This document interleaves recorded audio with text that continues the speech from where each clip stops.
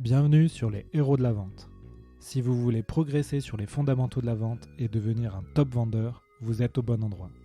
Cette saison 2 se veut sans fioriture. On va commencer l'interview. Mais avant ça, je tenais à vous inviter à consulter nos livres blancs sur les meilleurs outils et formations pour les commerciaux sur vive.fr. V-Y-F-E. Vous pourrez en profiter pour jeter un œil sur notre technologie d'entraînement vidéo qui permet de filmer et d'analyser vos visios, rendez-vous téléphoniques, pitch et formations pour devenir hyper efficace dans votre communication et accélérer considérablement votre taux de transformation et votre cycle de vente. Bon épisode! Bonjour à tous, bienvenue sur un nouvel épisode des Héros de la Vente. Aujourd'hui, j'accueille Alexandre Taché de la société Phoenix. Alexandre, bonjour. Bonjour. Alors Alexandre, peux-tu te présenter aux auditeurs et nous expliquer un peu ton parcours et bien sûr nous présenter ce que fait Phoenix et ce que toi tu fais chez eux? Alors, j'ai 38 ans. Mon parcours, c'est un parcours, disons, junior, c'est-à-dire que j'ai un bac enfin, un peu atypique et junior puisque j'ai tout de suite, je me suis lancé dans le grand bain assez tôt. J'ai eu un bac littéraire à 18 ans, en l'an 2000. Et ce bac m'a apporté une culture G, mais c'est juste un bac. Et après, je me suis tourné vers des études de commerce avec un BTS vente que j'ai fait en alternance. Et j'ai travaillé d'abord dans le B2C, dans la vente de voitures. D'accord. J'ai eu plusieurs expériences chez différents constructeurs, voitures d'occasion également. C'est Et plutôt une bonne école, la vente de voitures, non? c'est une très très bonne école. Pour moi, c'est le socle en fait, c'est la base, c'est-à-dire que c'est l'écoute, c'est la découverte. Et puis bah, c'est l'argumentation parce que c'est un marché qui est très concurrentiel. Et Eh oui, bien sûr. voilà. Donc ensuite, de l'automobile, je suis allé vers le B2B avec une expérience de 7 ans de vente de services aux professionnels de l'alimentaire, de la restauration, mais aussi des grandes surfaces. Donc, D'accord. si je peux citer si je peux citer le nom de l'entreprise, c'était pour Petit Forestier. D'accord, très bien. Donc là, c'est une école aussi, c'est la deuxième brique du socle commercial et c'est très solide. C'est-à-dire que d'abord, c'est passé d'une vente B2C à une vente B2B, qui est une négociation plus directe avec des besoins mieux cernés, mieux identifiés. Et puis c'est l'école aussi de la prospection intensive. C'est une prospection très organisée, mais aussi très fournie. Beaucoup de chasse dans ce métier-là. Eh oui, très bien. Bah, écoute, tu nous en parleras un peu de la prospection. Donc, j'imagine cette dernière expérience t'a amené donc chez Phoenix. Tu vas nous expliquer hein, ce que fait Phoenix. Bien sûr. Mais j'imagine qu'effectivement, ça a facilité ta transition dans cette nouvelle société. Voilà, moi, en parallèle de ce parcours professionnel, j'ai eu aussi un parcours associatif et un engagement solidaire et de solidarité avec différents chantiers à l'international, et puis aussi un rôle ici en France sur un axe de protection de l'enfance, en fait, sur la promotion des droits de l'enfant, avec un de mes Ok. amis, et cet ami-là est une des premières personnes recrutées par Phoenix en 2015. Et c'est comme ça que j'ai connu Phoenix moi-même. Donc je suis rentré en janvier 2017 chez Phoenix. Ok. Avec- Et donc, vas-y, profites-en pour nous présenter les activités de Phoenix. Je pense que les auditeurs connaissent pas forcément et pourtant c'est vraiment intéressant ce que vous faites. Oui, pardon, notre marque n'est pas encore connue, mais elle le sera bientôt du grand public. Phoenix, Ouais. on travaille nous avec les professionnels de l'alimentaire. L'entreprise a été créée en mars 2014 sur un constat, c'est que rien ne se perd, tout peut être utilisé, réemployé, et c'est donner une seconde chance, une deuxième chance, en fait, une deuxième vie aux invendus, et notamment aux invendus alimentaires et aux invendus de la grande distribution. Ouais. Et alors, pour ceux qui ne connaissent pas, tu m'as expliqué un peu en off hein, qu'aujourd'hui, en fait, euh, bah voilà, la grande distribution a un certain pourcentage d'invendus qui vont devenir des déchets. Et en fait, ce que vous permettez, c'est de faire des dons avec ces déchets pour des associations. Et de ces dons, les magasins de grande distribution peuvent avoir des crédits d'impôt. Tout à fait. euh, un tiers de la production alimentaire mondiale est gaspillée chaque année. Ça, ce sont les chiffres connus. Du champ à l'assiette, de la fourche à la fourchette, il y a 30% de... Vous regardez un champ de blé, vous le divisez en trois, il y en a 30% qui finira à la poubelle. Donc, C'est fou, hein. ce sont des chiffres qui sont proprement hallucinants. Et en France, on est le premier pays au monde à avoir mis en place une loi qui est loi dite Garot, c'est la loi du député de la Mayenne qui a porté cette loi. Donc, nous, Phoenix a été créé quelques années avant, mais en fait, on se propose de coacher, d'accompagner, d'aider les magasins à réduire cette part du gaspillage. Ils font déjà par eux-mêmes, il y a déjà des initiatives qui sont faites. Les magasins donnent plus ou moins et plus ou moins bien à diverses associations. Et nous, ce qu'on propose, c'est de les aider à faire mieux et d'aller chercher de la valeur, mais une valeur qui se trouve dans leur poubelle actuellement. Donc, on porte ce message et cette vision des choses. On est des pionniers dans notre métier de l'anti-gaspi aujourd'hui, avec une vision quand même business. C'est-à-dire que c'est de la solidarité, il y a un impact social, il y a un impact environnemental aussi, mais on a pour ambition d'en faire notre gagne-pain, mais un gagne-pain qui a du sens. Ouais. Ben écoute, c'est vraiment intéressant comme activité. Moi, je suis beaucoup aussi investi dans tout le courant du zéro déchet.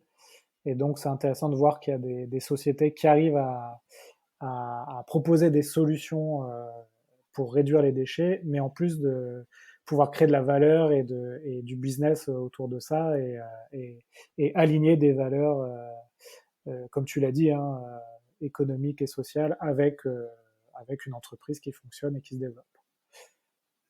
En Du, fait, si tu veux, on adhère au réseau, nous, et on est partie prenante dans la tech for good. C'est-à-dire qu'on pense qu'aujourd'hui, on peut proposer des services digitalisés, mais aussi de l'accompagnement, du suivi, pour aujourd'hui un impact positif, quoi. Voilà. C'est ouais. vraiment ce que l'on porte et ce qu'on souhaite véhiculer. Oui, c'est de l'hybride, à la fois solution digitale, mais solution humaine aussi, avec du conseil et de l'accompagnement. Parfaitement. Ouais. J'ai fait un épisode juste avant toi avec Ornicar où ils ont un peu aussi cette thèse de proposer une solution digitale pour apprendre le code de la route, mais aussi tout un accompagnement humain sur le terrain avec des enseignants qui t'apprennent à conduire une voiture. Tout à fait, ouais. Du coup, on va introduire le sujet du jour. Le sujet que tu as choisi, c'était comment passer son produit ou son concept d'un nice to have à un must have. C'est-à-dire comment je fais pour avoir un produit qui est, on va dire, qui est entre guillemets sympa, que les gens aiment bien, à un produit qui est indispensable. Et tu vas pouvoir nous expliquer, j'imagine, un peu l'histoire de Phoenix à travers ça, mais pourquoi d'abord tu as voulu choisir ce sujet? Ouais, je pense que aujourd'hui, c'est le vœu pieux de toute compagnie qui a un produit, un service sur le marché. C'est-à-dire que c'est que son client ou son prospect demain se dise ah oui, il me faut travailler avec eux, il me faut m'adosser les services de cette société et il me faut m'adosser les services de Phoenix si je veux arriver à trouver la voie du succès moi aussi et à atteindre le zéro déchet alimentaire. Donc de ce constat-là, moi j'ai souhaité donner à cet entretien cet angle-là parce qu'il me semble intéressant de pouvoir montrer que demain, de sa position de pionnier, Phoenix, enfin, partant de sa position de pionnier, demain, on va devenir, et on est déjà en situation d'être les leaders de ce marché qui n'existait pas il y a de ça 7 ou 8 ans en arrière, quoi. Et je pense Ouais. que cette notion de must-have, on l'obtient par nos succès et par l'engagement et par les valeurs qui animent, et notamment qui animent les équipes commerciales de Phoenix. C'est, Ouais. c'est quelque chose de très intéressant aujourd'hui. Donc, notre client allez, on va dire que 80% de notre business se fait avec la grande distribution. Bon, on a aujourd'hui une part de marché de 5%, qui n'est pas rien quand on sait le nombre de grandes surfaces en France, la manière dont est éclaté le marché. On a quand même réussi à convaincre avec nos moyens près de 5% du marché. Mais demain, on vise bien plus et on sait qu'on atteindra ça par donc par nos missions, par notre action, nos valeurs, mais en devenant demain un must-have. Et aujourd'hui, au cours des échanges que l'on a avec certaines enseignes, certains distributeurs, on se rend compte que petit à petit, on est en train de basculer dans le must-have. Donc, si tu veux, au départ, c'est un besoin identifié, une problématique sociétale. Des magasins se retrouvent à devoir jeter des produits encore consommables, alors que des associations d'aide alimentaire à proximité seraient en mesure de pouvoir les redistribuer. Ça, c'est le constat. Bah, en fait, on va en faire, faisons appel à Phoenix pour tendre à l'excellence et pour arriver à ne plus jeter de produits alimentaires. Si tu veux, c'est un peu comme au départ les drives quand ils se sont créés quand les hypermarchés ont créé des drives, tout le monde a dit mais, enfin tout le monde. D'abord la première réaction ça a été de dire mais non, le boulot d'une grande surface c'est de faire venir les gens qui payent en sortie de caisse et qui s'en aillent avec les produits qu'ils nous auront achetés au bon prix, au bon endroit, à la bonne place. Enfin, tout un marketing, le marketing de la grande distrie. Néanmoins, il y a plusieurs enseignes qui ont tenté, et notamment l'enseigne Leclerc qui a poussé sur les drives et qui a maillé le territoire. Et on se rend compte qu'aujourd'hui, ça a tracté sa part de marché en France. C'est-à-dire que non seulement ça n'a pas pris de consommateurs ou de clients à ces hyper, mais en plus, ça lui a amené de nouveaux clients. Et nous, notre vision des choses, c'est qu'aujourd'hui, on a porté un message en disant, on est d'accord que le gaspillage, ça fait de la peine à tout le monde. En plus, vous, les grandes surfaces, vous êtes engagés avec les associations caritatives depuis 20, 30 ans. Mais néanmoins, vous n'arrivez pas, vous ne tendez pas au zéro déchet alimentaire et adossez-vous nos services et vous verrez que vous le ferez. Aujourd'hui, il y a près d'une vingtaine de magasins qui ont ce label, c'est-à-dire qu'ils ne jettent plus de produits alimentaires à la poubelle. Ils ne jettent plus aucun produit alimentaire à la poubelle. C'est quand même D'accord. un challenge qui est assez fort. Donc, j'imagine si on prend un peu l'histoire de Phoenix, c'est que au début, les premiers commerciaux qui devaient sans doute être d'ailleurs les fondateurs, Tout à fait. qui ont été voir les grandes surfaces, j'imagine que la proposition de valeur de Phoenix devait être perçue, en tout cas au début, comme un nice to have, c'est-à-dire, bon, bah oui, est-ce que j'ai besoin de cette société pour faire ça? Pas forcément. Et est-ce que tu peux nous dire un peu c'est quoi les étapes, s'il y en a, pour devenir finalement quelqu'un qui va être indispensable sur le marché, ou en tout cas à qui on va penser quand on va penser, dans votre cas, réduction des déchets. Et est-ce qu'il y a voilà, des bonnes pratiques que tu pourrais nous donner un peu plus sur la partie vente, bien sûr, mais j'imagine que ça englobe aussi d'autres sujets chez vous. Ben, en fait, au départ, t'es pas connu, t'es une start-up. Enfin, vous êtes des jeunes sympas qui attendent levée de fonds. Mais qu'est-ce que vous allez m'apporter? Donc, d'abord, ça repose sur notre modèle économique. C'est-à-dire que notre modèle économique, c'est un modèle économique au succès. C'est-à-dire que si on n'a pas une garantie de gain et de valeur pour notre client, enfin notre prospect, on ne lui coûte rien. Nous ne sommes payés que sur un mieux et que sur une amélioration de ce qui est en place. Donc ça, déjà, ça, c'est ce qui nous rend et c'est ce qui nous a rendu attractifs au départ.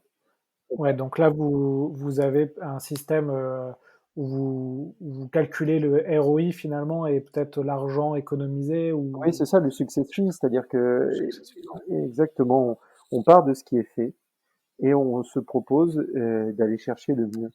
Donc, la première étape, c'est d'abord décrocher un rendez-vous sur ta proposition de succès. Ensuite, la deuxième étape, c'est de réaliser un état des lieux, un audit des process et des pratiques en place dans le magasin, dans le point de vente. Mais en fait, je dirais que on lève le capot de la poubelle, quoi. C'est Ouais. c'est d'arriver notre prospect à nous amener à ces poubelles et, et d'ensemble lever le capot de la poubelle et de caractériser ce qui relève du don alimentaire et de l'aide alimentaire. Tout bêtement. Donc ça, si tu le transposes à d'autres business, ce serait de dire, d'accord, ok, réfléchir d'abord à son modèle économique, Oui, comment prouver un peu le retour sur investissement de ma solution. oui. Et deuxième, c'est de comprendre comment fonctionne Les mon client ou problématiques mon terrain. prospect, voilà, les problématiques terrain, pour comprendre là où il a des douleurs et là où je peux l'aider. Tout à fait, c'est que c'est les pain points, c'est-à-dire que aujourd'hui, ça participe toujours à la découverte, au questionnement, à la rencontre. C'est ça en fait cette vente. Et notre vente, c'est une rencontre. On va à la rencontre des hommes et des femmes qui font de l'alimentaire sur le territoire. Et quand vous leur proposez un audit, vous le proposez un peu en mode Totalement gracieusement? gratuit. D'accord, C'est un état des lieux anti-gaspi gratuit sur le point de vente. très bien. Et c'est, Donc ça, c'est on va dire un moyen d'acquisition, ouais, de proposer des audits gratuits sur le gaspillage alimentaire dans les grandes un surfaces. moyen d'acquisition. Puis, sinon, on reste que dans le concours de biceps, en fait. Oui, C'est-à-dire que moi, voilà, moi, Phoenix, je vous propose d'atteindre le zéro déchet alimentaire. Moi, grande surface, je vous remercie, mais ça fait 20 ans que j'ai une convention avec les Restos du Cœur, la Banque Alimentaire, le Secours Populaire, la Croix-Rouge de mon territoire. Donc, oui. enfin, qu'est-ce que vous me parlez vous avez inventé le don alimentaire? Bravo, jeune homme, c'est brillant. Non, on est bien sur un moment, il faut bien aller au-delà des chiffres, c'est important. On va lui demander, hein, c'est des chiffres de gestion, des chiffres qui sont confidentiels, hein, des chiffres qui concernent, enfin, c'est des chiffres où on a ses prix d'achat, on a les montants de produits donnés, les montants de produits jetés, les montants de produits soldés, mis en promo sous des formes moins 30, moins 50%, dans des vitrines dédiées. Donc, enfin, on va quand même assez loin dans le recueil de data, mais on confronte ça aussi avec une vision terrain. Et on va essayer un matin, le matin de bonne heure, avant l'ouverture, d'aller rencontrer les opérationnels, les employés de terrain, pour leur demander quelles sont les actions anti-gaspi qu'ils ont en pratique chaque matin, quoi, qu'ils mettent en pratique chaque matin. Et là, en fait, cet état des lieux, c'est peut-être pour montrer que, OK, ça fait 20 ans effectivement que vous faites des choses pour le don alimentaire, mais en fait, on peut encore optimiser certaines choses, et nous, on va vous pointer du doigt ou montrer ce qui peut être optimisé. Dans, je ne serais pas catégorique en disant que dans 100% des cas, il y a des choses à améliorer, mais Ouais. très souvent, c'est une, c'est une tâche quotidienne, la gestion des invendus pour une grande surface, ça fait partie de la gestion de ses stocks. Donc c'est déjà des pratiques en place. Simplement, c'est une des pratiques, c'est pas leur objectif principal. Leur objectif principal, c'est bien d'acheter au bon prix le bon produit pour le bon client. Après, quand ce produit n'a pas trouvé de preneur, on sent que là, ça va faire appel à d'autres compétences qui n'ont pas forcément. Donc, on va venir apporter notre savoir, on va venir apporter notre culture, notre vision, notre philosophie. Et pour ça, on se forme, on échange et on travaille, nous, chaque jour pour que cette parole et ces conseils ils soient pertinents. Donc c'est mettre en Et, lumière ce besoin. et du coup, peut-être l'approche commerciale que vous avez, c'est, tu me disais aussi avant l'épisode que vous avez quand même une approche très analytique, basée sur les données, Oui, avec finalement des profils de commerciaux qui peuvent être atypiques. Donc ça passe aussi à un moment donné dans le choix des hommes, le recrutement. Euh, Est-ce que tu peux m'en dire quelques mots là-dessus aussi? c'est tout le succès et toute la richesse de cette entreprise et tout le succès, toute la richesse de Phoenix repose dans les femmes et les hommes qui constituent l'équipe commerciale. On est des gens de tous horizons, on est des gens donc avec différents bagages, différents profils. On est aussi sur une échelle d'âge qui est différente, hein. Ça va les commerciaux chez Phoenix, on a entre 25 et 50 ans. C'est-à-dire qu'avec des gens qui ont un parcours, il y a des gens qui ont été présidents d'associations, il y a des gens qui ont été directeurs, responsables d'une ressourcerie, d'une recyclerie, il y a des gens qui ont travaillé dans l'univers du déchet, il y a des ingénieurs. Si tu veux, c'est différents profils qui font que notre approche, elle va être faite bien sûr avec notre sensibilité, mais surtout nos convictions. Et tout le jeu est là, et tout le travail est là. C'est-à-dire que on propose quelque chose qui est bon pour la planète et qui est bon pour les gens qui sont dans le besoin. Donc, à part, on ne vend pas quelque chose d'accessoire, quelque chose de superflu. Et Ouais. ça, il est très important. Alors, pardon, hein, Donc il n'y a pas que des services superflus et inutiles hein, dans les services qui sont vendus et proposés, mais en tout cas, nous, on a quelque chose dont on est convaincu et on le vérifie chaque jour, dont on voit l'application concrète. Donc, Donc pour avoir une posture un peu avoir un produit, une société qui propose quelque chose d'indispensable, ça a l'air bête en le disant, mais en fait faut être convaincu que c'est indispensable aussi. Et oui, et on le vérifie. On voit l'application concrète de nos actions en très très peu de temps. C'est-à-dire qu'un magasin qui rejoint l'aventure à Phoenix, en très très peu de temps, il voit le volume de ses déchets diminuer. Et je dirais qu'après 6 mois de travail et d'accompagnement, on voit même que le magasin, il tend vers le zéro déchet alimentaire s'il ne l'est pas encore, quoi. Donc c'est quand même quelque chose de remarquable quand tu sais que ces produits ils finissaient soit en incinération, soit on faisait un trou et on les enfouissait. C'est quand même quelque chose de. Ou alors dans le moins pire des cas, ils étaient déballés et on arrivait à en faire un gaz pour produire de l'énergie, mais c'est quand même dommage de faire pousser du blé, de le travailler, de le transformer, d'en faire une baguette pour à la fin la balancer, quoi. Ouais. D'ailleurs, tu m'avais dit qu'il fallait 100 litres d'eau pour faire une baguette, c'est Tout ça? à fait. Chaque fois que tu jettes une miche de pain au canard, pense au nombre de litres d'eau que tu es en train de balancer. Euh, C'est proprement hallucinant. Donc voilà, ça, c'est les différents profils. Donc ça fait une approche commerciale qui est différente selon chacun, mais ça nous permet de nous placer en conseiller, en expert, plutôt que en plutôt que de rentrer dans une négociation commerciale pure où on est, je te rappelle, face à un client dont le travail c'est la négociation et c'est l'achat. ouais. C'est aussi Et oui. un des secrets du succès aujourd'hui des quelques enseignes qui arrivent à tirer leur marron du feu, c'est qu'elles ont aujourd'hui une négociation, un round d'achat qui est un round vraiment très serré, très fin, quoi. Alors que Ouais. nous, on se place, tu vois bien, avec un modèle, si on te rapporte rien, on ne te coûtera rien.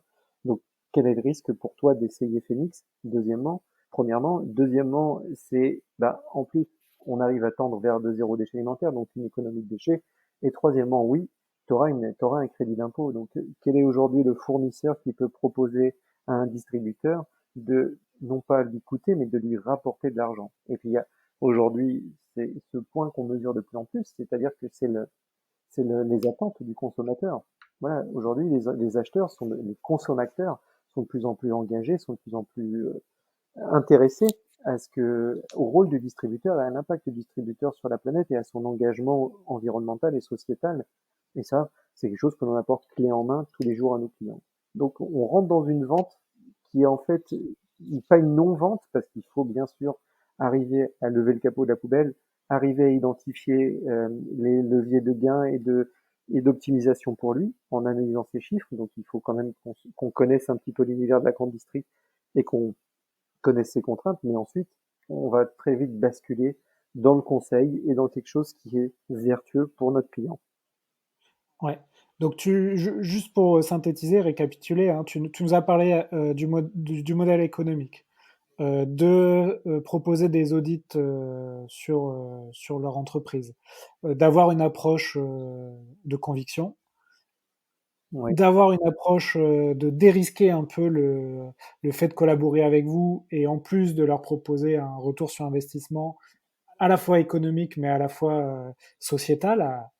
Donc là, tu nous as déjà donné pas mal de pistes pour essayer d'appliquer ces conseils à d'autres business. Est-ce que tu vois autre chose? Il faut de l'innovation. Il faut toujours se remettre en cause et il faut toujours apporter de nouveaux services et toujours apporter de nouvelles solutions à ce client. D'accord. C'est Donc là, vous avez toute une gamme d'innovation, c'est ça, de logiciels peut-être, au-delà du conseil que vous vous apportez? bah, au tout départ, Phoenix, donc dans cette vision des choses des fondateurs de l'entreprise, du modèle au succès, et de dérouler ce que j'ai expliqué là, ça a été aussi de connecter et d'avoir un outil. Nous, aujourd'hui, on utilise une plateforme qui est un outil de connexion entre le magasin et les associations. C'est-à-dire que cet outil, au départ, c'était un magasin émettait un don et une association euh, matchait sur le don et se connectait via notre plateforme avec l'émetteur de dons. Ça, c'était les débuts. D'accord, Mais aujourd'hui, cet outil, on l'a fait évoluer et on propose de l'analyse et du suivi. C'est-à-dire qu'à d'accord, partir de notre plateforme, un magasin va avoir des indicateurs chaque mois et va pouvoir suivre ses performances. Pour que là, l'anti-gaspi, c'est aussi arrêter d'acheter ou de commander en trop grand nombre une même référence qui ne fonctionne pas. Donc, il y a ceux qui viennent dire, mais les clients, ils le savent, les clients le savent, pas toujours. Et à un moment, il va falloir arrêter de commander Alors, c'est la saison de Pâques, là, mais il va falloir arrêter de commander ces chocolats en trop grand nombre. Ouais, Un seul colis suffit, puisque regarde qu'on vend un petit peu moins d'un colis sur la semaine, au lieu d'en acheter 2 colis à chaque fois, quoi. Donc, c'est ouais, aussi notre vision de l'anti-gaspi, quoi. très bien. Tu as parlé aussi à un moment donné des acheteurs de la grande distribution qui sont à la fois, enfin, qui sont très bien formés et qui sont rompus à, effectivement, à la négociation commerciale. On a cette image, hein, d'ailleurs, d'un milieu pas évident pour vendre. Toi, c'est quoi ton retour d'expérience? Tu nous as dit d'ailleurs, ça aussi, on pourra le mettre dans notre résumé de comment faire passer un produit à un must-have, c'est d'avoir une posture de conseil plutôt que de vendeur. Voilà, est-ce que tu peux nous faire un petit retour d'expérience là-dessus, sur tes rapports avec les acheteurs de la grande distribution? Ben, c'est que tout ça, c'est une posture. Tout ça, ce n'est qu'une posture, tout ça, ce n'est qu'un rôle endossé par la personne qui achète ton produit, ton service. Donc, il faut, bien sûr, d'une part, ne pas être impressionné, ne pas se laisser, je dirais, oui, ne pas se laisser impressionner par l'enjeu et la personne, mais c'est surtout que, tout simplement, on ramène la discussion et l'échange avec le cœur de notre proposition, qui est bien de l'anti-gaspi. Et à partir de là, on revient sur un terrain que l'on maîtrise et on sort de ce champ de d'accord, mais combien ça coûte et combien, non, combien ça me rapporte. Ça, c'est la base. Combien je lui coûte et combien je lui rapporte. OK. Mais c'est surtout, c'est quelle est la plus-value, quel est l'avantage, quel est le gain. Aujourd'hui, l'image, c'est très, très important, au-delà du ROI. C'est aller plus loin et c'est aller chercher plus loin ce que notre client, il en retirera et ce qu'on apportera à notre client. Ça, voilà, c'est vraiment se challenger, vraiment réfléchir à, OK, en delà du héroïque, quel est le plus, quelle est la valeur ajoutée, quel est le plus, quelle est la différence de ce que moi je mets sur la table aujourd'hui pour la personne en face de moi. Et il y a des tas de sujets.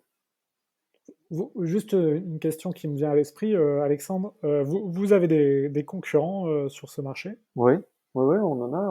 On a un principal concurrent qui est le faire soi-même, qui est l'internalisation du process. C'est-à-dire qu'aujourd'hui, enfin, les enseignes, ce qu'elles veulent, c'est développer eux-mêmes leurs propres solutions. D'accord. Enfin, encore une fois, excuse-moi de parler de Leclerc, mais on pourrait parler d'autres, mais on pourrait parler de Carrefour aussi. Euh, ils ont, euh, ils ont leurs propres agences de voyage, ils ont leurs propres centres de vente, de réparation automobile, ils ont leur propre chaîne de restaurants pour les mousquetaires, enfin, si tu veux, ils intègrent eux-mêmes plutôt que dans leur galerie d'installer X ou X chaînes de restauration, autant mettre quelque chose de ma marque et que je maîtrise avec les approvisionnements, avec les ressources humaines et ainsi de suite. Et donc, notre principal concurrent, il est là aujourd'hui, il est d'un magasin qui pourrait nous dire, il y en a qui l'ont fait. Hein. Bon, ben, Ouais. merci, merci pour ce moment, comme dirait l'autre. Et maintenant, je vais aller voir plus loin et je vais faire par moi-même maintenant qu'il m'a montré. Et donc, tout l'enjeu, en fait, on se rend compte que en le prestataire externe, nous, on n'est pas interne au magasin et notre parole, elle est mieux entendue, mieux portée, parce qu'en fait, on est vraiment toujours ce rôle de conseiller et d'expert, et que on apporte aussi de nouveaux services, de l'innovation, de la nouveauté. C'est qu'on doit avoir aussi un temps d'avance, tu vois, sur ce que font ou sur ce que pourraient faire les magasins eux-mêmes. Donc voilà, donc face à ces objections que tu peux avoir, on va pouvoir le gérer tout seul. Vous, effectivement, c'est un peu tout ce que tu nous as dit. Vous allez proposer des innovations euh, qui vous donnent ces fameux coups d'avance. Euh, Et puis, ils faisaient déjà avant nous, tu vois. Donc, ouais, oui, c'est ni plus ni moins un retour en arrière, en fait, si vous faites sans nous. Alors, on a du churn, hein, on a bien on est comme tout le monde, hein, merci. On a des clients ouais, qui nous disent au revoir. Mais on a quand même aujourd'hui, enfin, on a que 6 ans, on n'est pas très vieux, mais on a quand même notre premier client, notre plus ancien client qui a un contrat mensuel. C'est-à-dire que chaque 31 ou chaque 30 du mois, il peut nous dire merci, au revoir. Et il ne le ouais. fait pas. Et ben ça, c'est effectivement,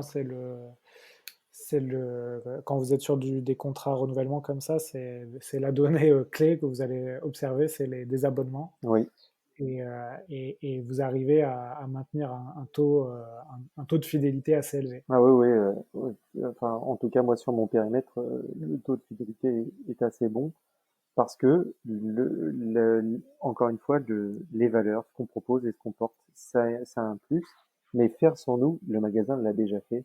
Et donc, en lui Ouais, amenant sans cesse de l'innovation, en lui amenant de la nouveauté, en lui amenant de l'analyse, et puis, bah, eux-mêmes bougent et eux-mêmes évoluent. C'est-à-dire que le retail, notre client, la grande distribution, c'est en évolution et la crise que l'on traverse, la crise sanitaire Covid que l'on traverse, va les amener de nouveau à devoir se repenser, évoluer et changer. Donc, en fait, on les accompagne, quoi. ouais. D'ailleurs, on n'en a pas du tout parlé, mais est-ce que tu peux nous dire deux mots là sur comment ça se passe? On sait que la grande distribution est peut-être un des acteurs qui est en première ligne pendant cette crise, hein, Ouais, je te confirme, ouais. voilà. Et est-ce que tu peux nous faire un petit feedback là aussi, comment ça se passe à la fois pour eux et pour vous Bah, sur le terrain? d'un point de vue commercial, disons qu'on pourrait penser, on peut penser que nos prospects sont peut-être moins à l'écoute et sont peut-être moins attentifs à nous recevoir, nous rencontrer, enfin nous rencontrer c'est impossible, mais au moins à décrocher le téléphone quand on les appelle et pas du tout. Pour le moment, on a des relations, donc on a des relations quasi quotidiennes avec nos clients pour assurer les opérations et on se bat pour assurer les opérations et pour les garantir. Donc ça, déjà aujourd'hui, on a un taux de service qui est de plus de 90%. C'est-à-dire que les dons qui étaient collectés à 100, enfin les dons collectés avant par Phoenix, aujourd'hui, ils le sont à 90% en période de crise. Donc ça, c'est aussi un travail qui est fait au niveau du suivi des opérations chez nous. Et au niveau commercial, figure-toi qu'on arrive à entretenir un lead quand même avec certains prospects ou certains clients où la solution est en train d'être testée, lancée. Et je dirais qu'on ils nous remercie. Ils nous remercient ils nous remercient de notre suivi, de notre attention. Et on a même mis en place une mesure spécifique, c'est-à-dire que pour tout magasin non client de chez Phoenix aujourd'hui, et qui se retrouverait avec des invendus sur les bras, eh ben, on lui assure des collectes solidaires gratuites dans la mesure du possible. Ouais. D'accord, ok, vous avez proposé ça. Oui. D'accord, très bien. Et on a mis aussi Ça- notre appli, l'appli Phoenix, qui est une achat de panier anti-gaspi en ligne, sur une Ah oui, application mobile. Donc moi, c'est pas mon service, parce que c'est un service B2C, mais en tout cas, ouais, on a vendu et on vend des paniers sans commission actuellement. Voilà. C'est-à-dire que le d'accord. 100% de la vente revient aux commerçants. Très bien, bah écoute, on ira voir ça, hein. Je vais aller regarder très rapidement cette appli. Est-ce que tu as, d'autres sujets que tu voulais aborder sur cette partie must-have? Est-ce qu'il y a des choses qu'on n'a pas vues et que tu aimerais bien, ou tu penses qu'on a fait un tour assez synthétique Écoute, je pense qu'on a balayé aujourd'hui le champ de la vente must-have chez Phoenix. Pour moi, c'est OK. Ouais, ouais. Bah écoute, ce que je te propose, on a une demi-heure d'interview là. Je te propose de passer un peu aux questions que je pose à tous les invités. Je t'en prie. Est-ce que toi, tu as du contenu à nous conseiller? Audio, vidéo, bouquin? Alors, je me nourris pas, je suis pas quelqu'un qui me documente en permanence sur mon métier, sur mon univers. Moi, on fait de la veille sur la presse, sur ce que lisent nos clients. Voilà, on va lire LSA Conso, Linéaire, qui sont des magazines propres à la grande distribution. Mais je suis pas quelqu'un qui me documente. Je suis pas un bon élève, hein, et D'accord, qui me documente beaucoup sur l'environnement et sur mon métier. d'accord. Et t'as pas quelque chose qui peut-être n'a rien à voir avec la vente, mais que tu pourrais quand même nous conseiller de lire ou de regarder? Ça peut être une série, hein. Bah, En ce moment, alors, en ce moment, on a un peu de temps. enfin, c'est pareil, c'est très très classique, hein, mais il y a le Bureau des légendes qui me, Ah oui, qui me plaît beaucoup. C'est bon, alors déjà, ça tient au jeu de Mathieu Kassovitz et puis aux acteurs, Mathieu Madrid aussi que j'aime beaucoup.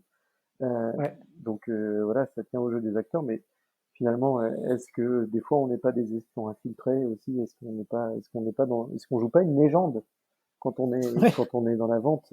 Alors les enjeux, c'est pas des enjeux stratégiques et de géopolitique, mais en tout cas, quand on endosse le costume, enfin, en tout cas, moi je crois à ça, on est dans une représentation, on est dans les codes d'un jeu, d'un théâtre, tu vois. Et donc, C'est vrai que tu as parlé de posture tout à l'heure. Tout est affaire de posture, ouais. oui, voilà, tout est là et c'est bien identifier et bien savoir où est-ce quel rôle on a à jouer et quel rôle on doit jouer. Il faut jamais Et ouais. surjouer parce que sinon on n'aura pas d'Oscar. Mais en tout cas, je pense qu'on met un costume. C'est vrai. Moi, je crois beaucoup à ça. Et ouais, bien sûr. Bah, écoute, merci pour cette référence. J'invite les auditeurs qui ne connaissaient pas à regarder cette série très sympa. Est-ce que toi, tu as des outils ou des routines qui te permettent on va dire, d'être efficace ou performant dans la journée?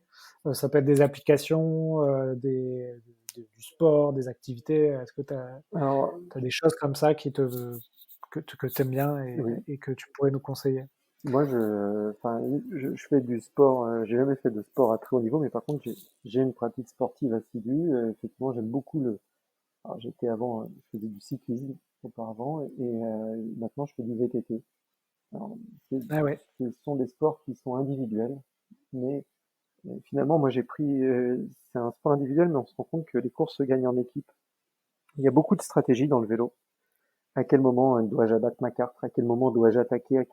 Mais en même temps, il y a tout un jeu d'équipier. Donc, moi, je sais que j'aime beaucoup le VTT, j'aime beaucoup le dépassement de soi, j'aime beaucoup fixer des objectifs dans le sport aussi, et surtout les atteindre. Donc ça, c'est une ouais, première chose. Mais sinon, il faut la préparation, c'est vraiment le succès de la vente. C'est-à-dire que l'entraînement, ça te permet de remplir tes objectifs et d'arriver à arriver préparer le jour de la compétition. Et ben dans la vente, c'est pareil. C'est-à-dire que il faut préparer son entretien. Dans quel contexte? À qui est-ce que je vais rencontrer et quel est le contexte de l'enseigne, du secteur géographique dans lequel je suis. Voilà, c'est essayer d'être le plus documenté possible sur le contexte de la vente. ouais. Et il y a quelques épisodes hein, sur ça que j'ai fait. Il y en a plusieurs, ouais. Donc je vous invite à écouter ces épisodes sur l'entraînement du vendeur. D'ailleurs, sur la partie cyclisme, il y a un magazine que j'aime beaucoup qui s'appelle 200, Ouais, qui est très sympa, que j'invite aussi à. Bah, c'est bien, aujourd'hui, on aura proposé des références un peu en dehors de la vente, quoi. c'est ça. Est-ce que tu peux, Alexandre, nous raconter rapidement une anecdote, une vente qui t'a marqué dans ta carrière? Ah ouais, avec grand plaisir.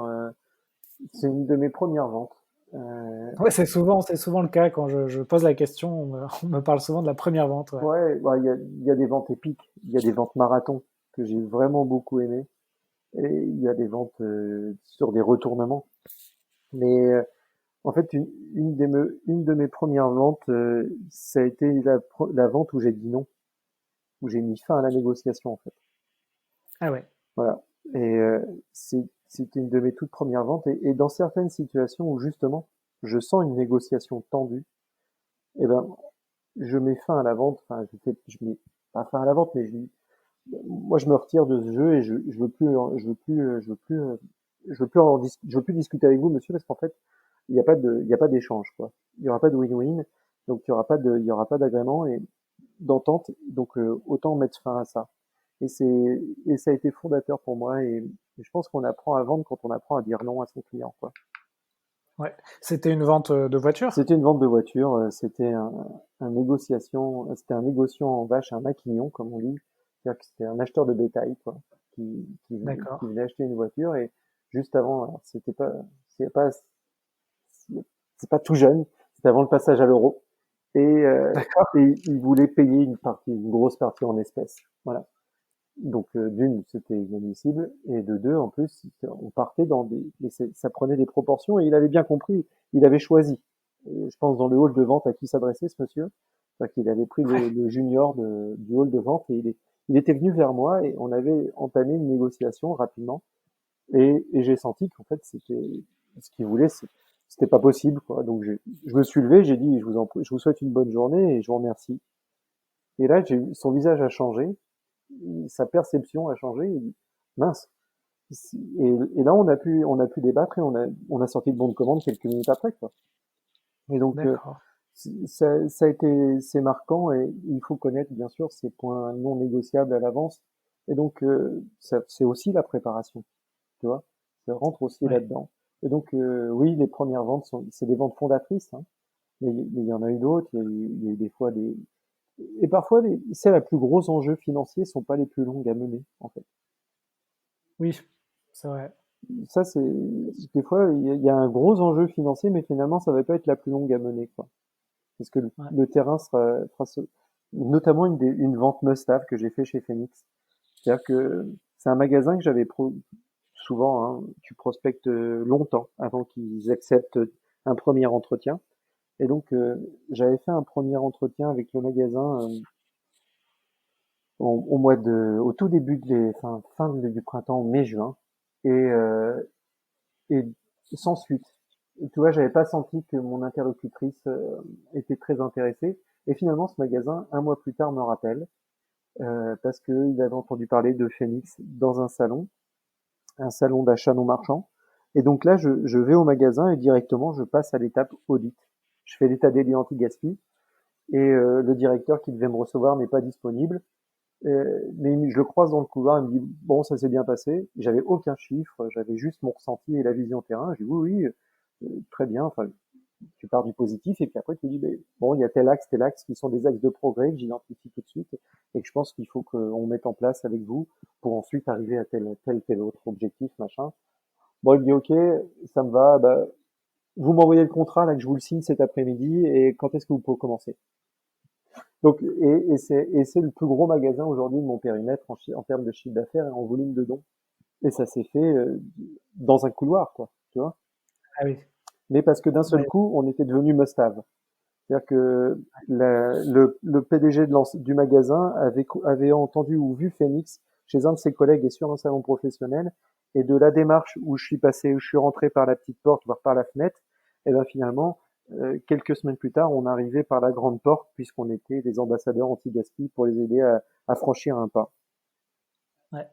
Comme quoi, effectivement, savoir rentrer par la porte, la petite porte, ça peut être aussi une bonne stratégie. Ouais, c'était ça, c'était que je commençais un travail de longue haleine et tu vois, j'attaquais par la face nord, j'avais mon piolet, j'avais tout et puis en fait de l'autre côté, par le téléphérique, on m'a demandé de passer par le téléphérique pour arriver tout de suite au sommet et que ça aille plus vite, quoi. Ouais, ouais, ça c'est les meilleures ventes, effectivement. Donc oui, on pourrait dire tout cru dans le bec, mais pas du tout, parce qu'en fait c'est par la notoriété de Phoenix, c'est par les succès de Phoenix et la qualité du travail des opérateurs Phoenix que ça a accéléré la vente en fait que j'avais entrepris et la discussion que j'avais entrepris avec ce magasin-là, quoi. Donc c'est les succès des collègues ou de mes collègues au niveau des opérations qui m'ont facilité les choses, quoi. Et c'est là où tu sens que de plus en plus on a des appels entrants comme ça et où tu sens que les choses sont en train de s'accélérer pour nous, quoi.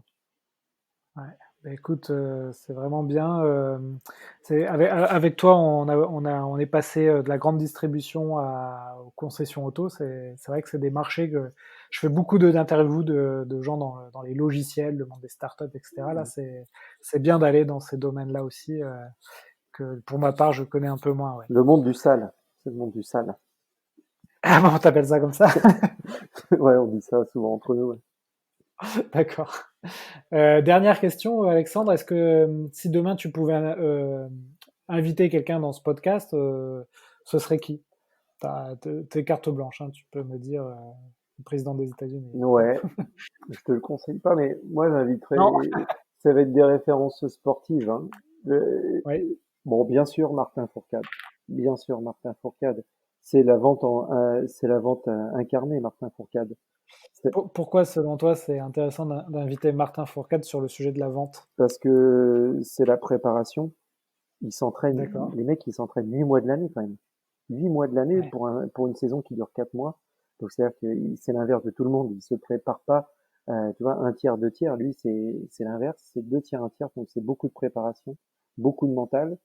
C'est aussi quelqu'un qui a connu le sommet, la réussite, la gagne, mais qui a aussi connu l'échec. Donc, Ouais. et c'est ça la vente pour moi. C'est que c'est savoir se relever. Enfin, on a souvent cette image hein, de tomber et se relever, mais allez, c'est fait de ça en fait une vente, un parcours de vendeur, c'est que il y a des succès. Il y a des succès, tu vois, tu nous demandes nos réussites, mais il y a aussi de nombreux échecs. Il y a aussi des, Ouais. il y a aussi des fois où on n'est pas bon. Il y a aussi des fois où on n'argumente pas dans le bon sens, on argumente à contretemps. On n'est pas à l'écoute, on n'est pas entendu aussi. On n'est pas dans le bon timing. Donc, il y a aussi des fois où on est à côté de la cible et on passe à côté et on ne gagne pas la course, on ne gagne pas l'Oscar, quoi. Donc, il faut pouvoir analyser ses victoires et ses défaites. Et un sportif, pour moi, c'est c'est assez emblématique de ça. Les mecs perdent plus souvent qu'ils ne gagnent, quoi. En dehors Ouais. des Roger Federer, en dehors je veux dire, des quelques extraterrestres dans le sport, mais on perd plus souvent qu'on ne gagne en compétition. Et dans la vente, malheureusement, c'est comme ça aussi. Donc il faut réduire cette part d'échec et arriver à avoir plutôt un taux de transformation qui soit le meilleur possible. Et heureusement, encore une fois, nous chez Phoenix, on n'est pas une vente sur 10, hein, on est plutôt à un taux de transformation de 50% de nos rendez-vous. Mais n'empêche qu'il y a aussi autant de rendez-vous perdus et autant de magasins non convaincus. Voilà. Ouais, bien sûr. Donc, Écoute, j'enverrai un message à Martin Fourcade, on verra ce qu'il me. de la part des équipes Phoenix, on est plusieurs à être fans de Martin Fourcade chez Phoenix. Tu lui envoies un message de notre part, il réagira, Ouais. c'est sûr. Ok, ok, le message est bien reçu. Écoute, merci beaucoup Alexandre pour ton retour d'expérience. C'était vraiment intéressant cette excursion dans l'anti-gaspillage.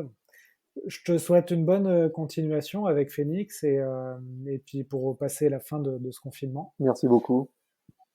Et encore merci du coup pour cette disponibilité. Je t'en prie, merci beaucoup. Bonne journée. Ouais, à bientôt. Au Au revoir. revoir. Voilà, cet épisode des héros de la vente est fini. J'espère que ça vous a plu. Si vous voulez continuer à apprendre sur le thème de la vente, vous pouvez consulter gratuitement du contenu sur mon site web vive.fr. Vous y trouverez des e-books à télécharger en accès libre. N'hésitez pas aussi à me contacter sur LinkedIn pour me proposer des sujets ou des idées d'interview, ou simplement si vous avez des questions ou un feedback à me donner. Enfin, afin que ce podcast se fasse connaître, vous pouvez le noter 5 sur 5 sur iTunes pour que je puisse monter dans les classements. C'est vraiment important. Merci et à la prochaine!